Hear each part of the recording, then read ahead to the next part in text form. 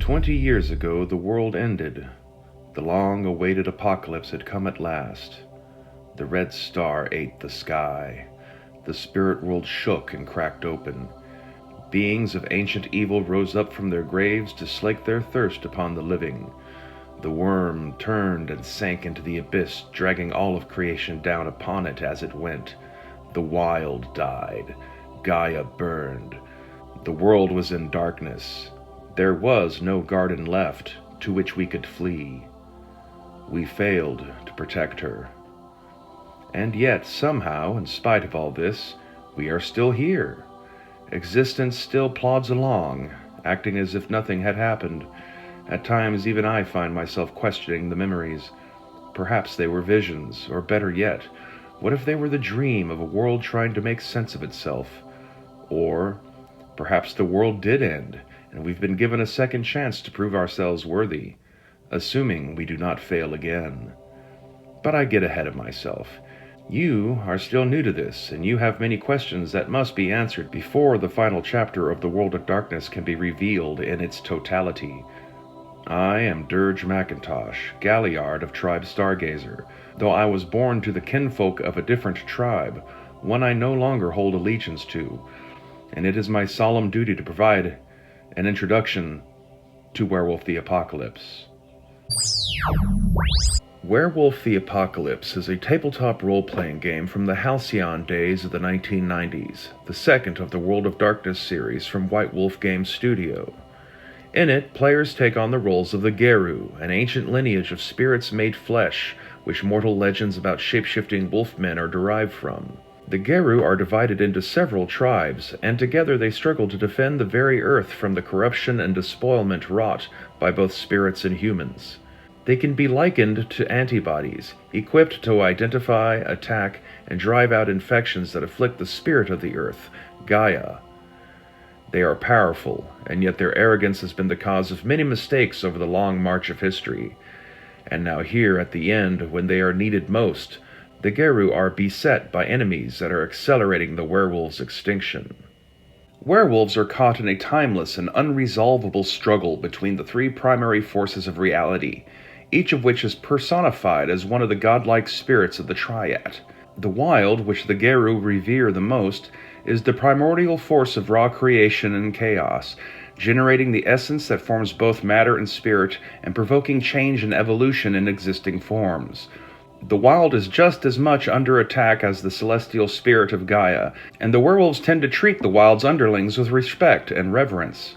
The weaver takes the raw formless chaos created by the wild and gives it form, order, and purpose. The weaver is the dominant member of the Triad, and though she does not seem as imminent a threat to the Garou as others, she is always working in the background and has ensnared much of common humanity in her web. The worm is the spirit of entropy, decay, and other destructive forces. It once performed a vital service by recycling the weaver's constructions to make room for the wild's new creations. But the worm has gone insane, and has gone from keeping a careful balance to seeking the total obliteration of everything. Spirit, flesh, machine, wild, weaver, even itself, all must die for the worm to be satisfied. It is the worm and its corrupting minions that has poisoned the world we live in, and is thus the Garou's primary foe. Not that the Garou themselves haven't had their own hand in shaping the current state of the world. In ancient times, before the end of the Ice Age and the Great Forgetting, there was the Impergium, when the werewolves and other shapeshifters took it upon themselves to regulate the population expansion of early humanity. For tens of thousands of years they terrorized mankind, inspiring in them the delirium, a fog of distorted memories and perceptions that occludes their ability to see the Garou in our monstrous forms without invoking in them an ancient instinctive terror that drives them temporarily mad. This does help the Garou keep their true nature secret when walking among humans, but it is also responsible for humanity's severance from the natural world. The werewolves all but pushed humankind into the worm's waiting embrace. The Garou have also left themselves with few allies thanks to the War of Rage, when the werewolves turned upon the other shapeshifters of the ancient world for a variety of excuses that boil down once again to arrogance and paranoia. They hunted their cousins until those that weren't extinct had been forced into hiding.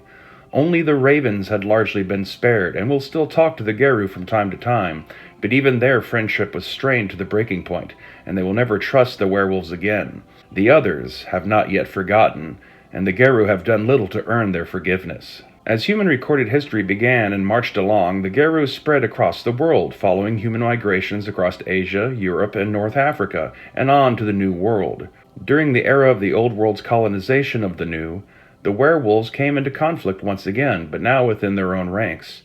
European werewolves clashed with American werewolves as the frontier pushed ever westward, but this war of tears would draw to a close following a tragedy on the far side of the world. The werewolves who colonized Australia did not recognize the Bunyip tribe as their own kin, as they had turned to breeding with thylacines instead of wolves on their long-lost continent. It was not until the Bunyip were all dead that the Garou realized their mistake. With the apocalypse looming, the Garou could ill afford to lose an entire tribe like this. As the 20th century progressed its way into the 21st, the signs of Gaia's imminent demise seem ever clearer. Every inch of the world has been metered and measured for potential exploitation by humanity's endless industrial hunger. The Garou stand alone against the tide.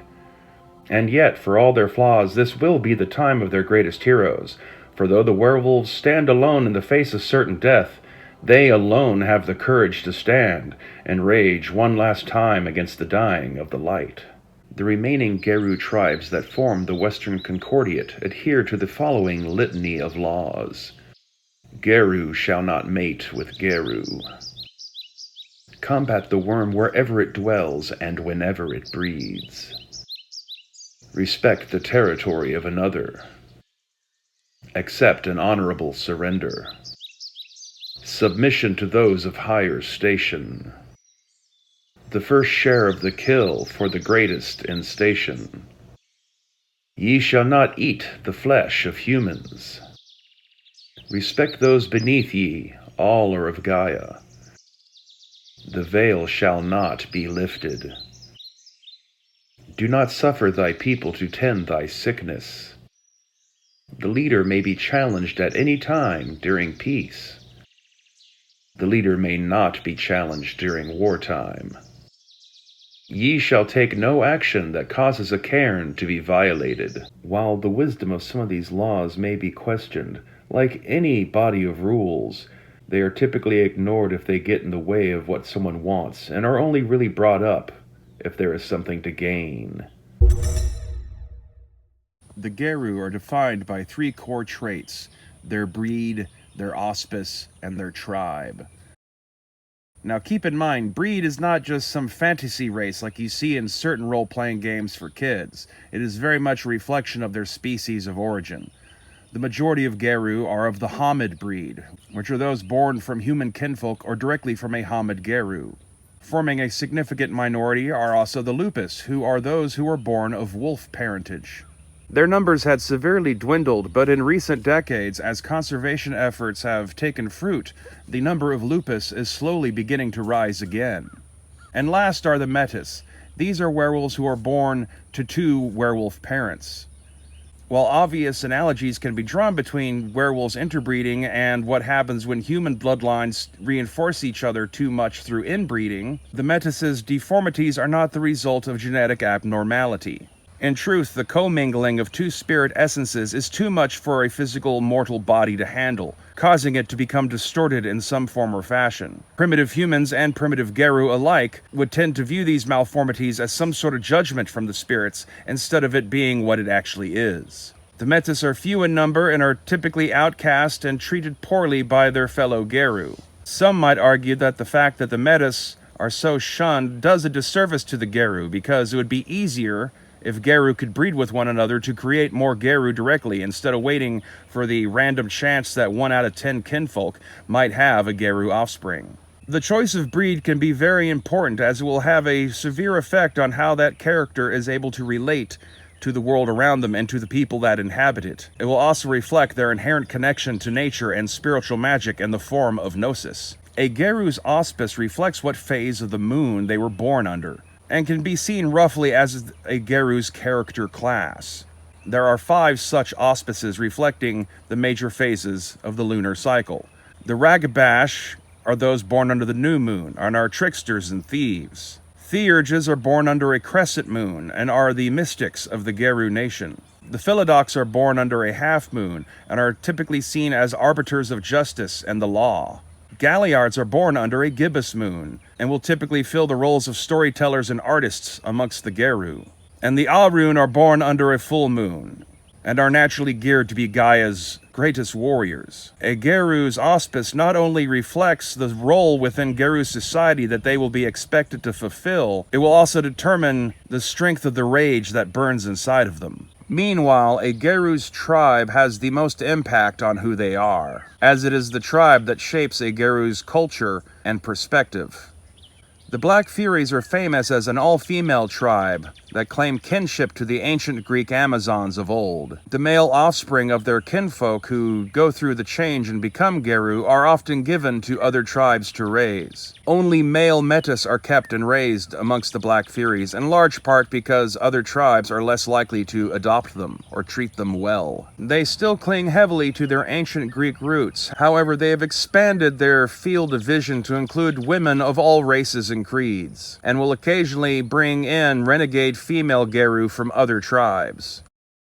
The Black Spiral Dancers stand alone amongst the Garou, for they are the tribe that has sworn fealty to the worm and serve as agents of destruction, potent weapons in the worm's quiver to bring Gaia to ruin. Originally hailing from North African kingdoms like ancient Numidia and Carthage, the Bongnars have since spread across the world, living in the underbellies of human cities and breeding with the underclasses of human society. The children of Gaia are of Mesopotamian origin, but like the Bongnars and Glasswalkers, they have hence spread across the planet and do not favor any one particular human ethnic group over another for kinfolk. They are possibly the most level-headed of the Garou tribes, but in spite of being staunch defenders of Gaia, they are often disregarded by the other tribes as being too peaceful in nature. A true shame, as there have been many times throughout the Garou's long history where if they had listened to the words of the children of Gaia, they would not find themselves in the situation they currently find themselves in.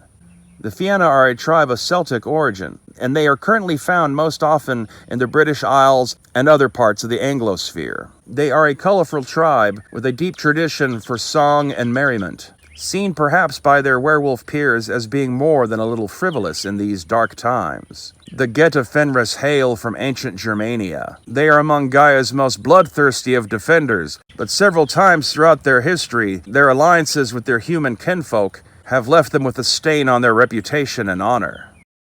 The Glasswalkers are the most human of the tribes, and live almost exclusively within the zones of cities. They are savvy with technology and the urban landscape, but are at risk of falling to the Weaver much as the Black Spiral Dancers once fell to the Worm.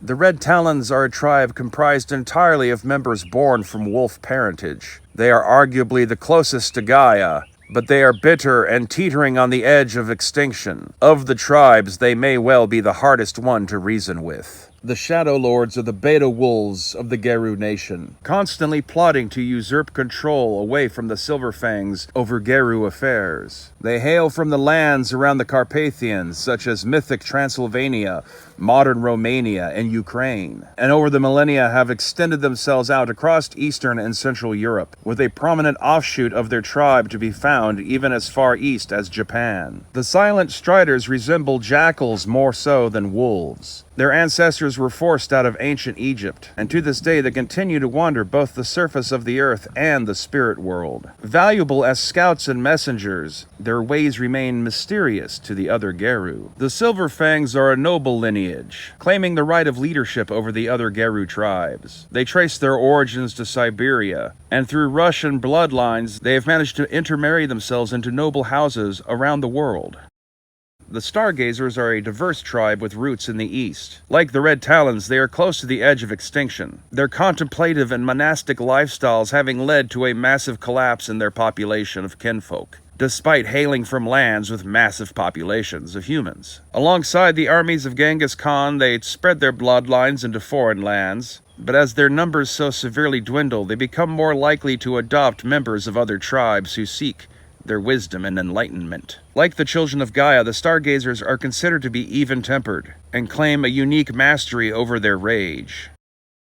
The Uktena are one of the 2 surviving tribes native to the Americas. Their range extends as far south as Brazil and as far north as Texas and the deserts of the American Southwest. They are a sorcerous tribe that in ages past used powerful magics to bind spirits of the worm to the land. In order to maintain these ancient wards, the Uktena have strategically started to breed with other minority groups in the Americas in order to be able to maintain the size of their population so that they can manage their remaining cairns.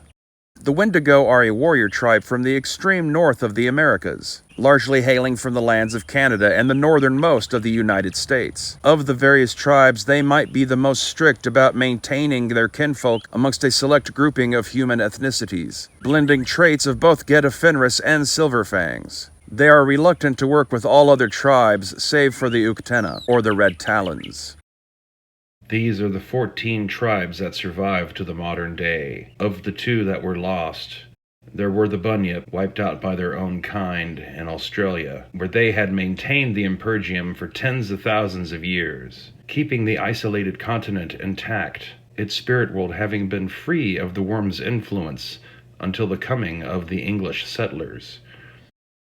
And then there are the Croatan, the 3rd of the Native American tribes, that had once controlled much of the land where the United States of America now currently sits, at least amongst the lower 48 states. Like the White Howlers of old, they had sacrificed themselves in an attempt to destroy one of the manifestations of the worm that had come to their shores. Unlike the White Howlers, they succeeded, but at a heavy cost. It was the absence of the Croatan that left so many cairns free when European Garou first arrived in North America, ripe for the claiming, and thus sparking the conflicts between the remaining Native American Garou and the European settlers, perhaps doing the worm's bidding anyway, despite the Croatan sacrifice.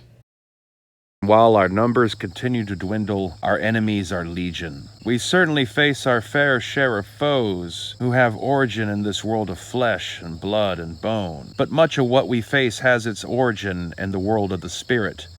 The Umbra. The spirit world is no one particular place or dimension as humans would reckon such things. It is a layered tapestry of realms and mirrors and shadows. Between this world and the spirit world lies the gauntlet, a barrier that prevents casual crossings. Cairns almost always are found in places where the gauntlet between worlds is thin, though not all places where the gauntlet is thin is a cairn. Don't be mistaken, we do have our friends there. Spirits loyal to the wild or to Gaia will often come to our aid or teach us gifts. But there are spirits of the worm in innumerable forms, constantly trying to find their way into the real world, to hurry along Gaia's imminent death. And we quite frequently must learn to negotiate past the Weaver's spirits, for often our missions will take us into the tainted realms of the cities. But there are true ghosts who dwell in some shadow umbra that we do not normally have the ability to access. And there are true demons, worse even than the banes that serve the worm. Spirits come in sizes great and small, from the highest Celestines such as Gaia and Luna, to the lowliest Scrags and Wind Zephyrs. There are also the Fae, but, well, they are their own long, sad story. Many of the threats we face in the real world are threats created by spirits possessing mortal creatures and humans. The Fomori being just the most obvious example, but there are others. Creatures such as vampires that lurk in the urban decay of the cities, feeding on an unsuspecting flock, and mortals who have learned the secret arts of magic to bend reality to their will. And as always, there is still that little fragment left of the Inquisition of old, when humanity had briefly turned the tide against all of us, to see our ways and our lifestyles stamped out beneath the shadow of the church. The world we find ourselves in seems dangerously familiar, and hopefully we are up to the task. Be sure to hit like and subscribe, and stay tuned to check out part 2 of this series, when we go into detail about the other shapeshifters that haunt the nights of this world of darkness. Return to the 3rd century BC and the very dawn of civilization in Pax Luporum, Werewolves of the Republic, complete with campaign setting sourcebooks for the island of Sicily and the island of Lesbos. Now available as a collected starter kit edition. Available now on Amazon.com and DriveThru RPG.